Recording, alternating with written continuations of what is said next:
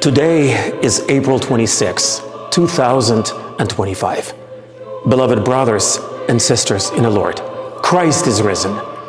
Today, we solemnly mark the 39th anniversary of Chornobyl Nuclear Catastrophe, a date that forever altered the course of human history, and especially the life of our Ukrainian nation. On April 26, 1986, the world stood still as reactor number 4 at the Chornobyl nuclear power plant exploded, releasing into the skies an invisible force that swept across Ukraine, Belarus, and much of Europe.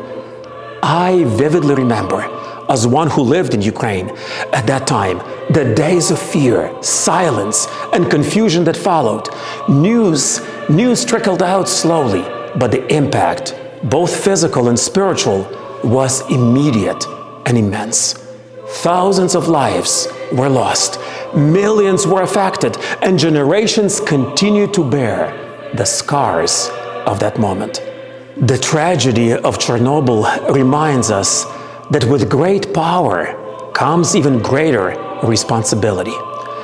Nuclear technology, a profound scientific gift capable of providing warmth, energy, and advancement for humanity, also possesses the terrifying potential to devastate life and nature when mishandled. The accident was not merely a failure of technology.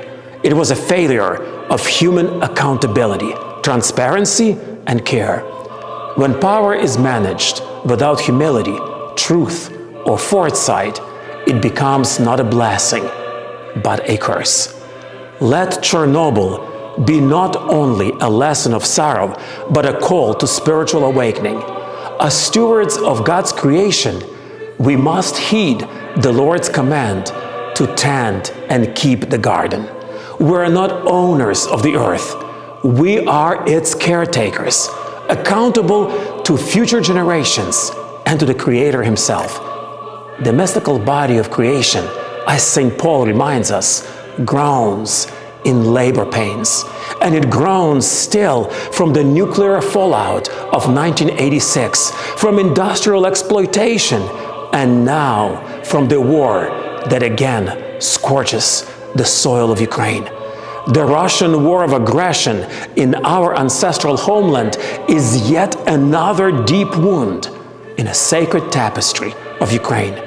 Just as the earth was poisoned in 1986, so too it is desecrated today by missiles, bombs, and blood of innocents, just the way it was a few days ago in Kyiv, in Sumy, Kryvyi Rih, and other parts of Ukraine.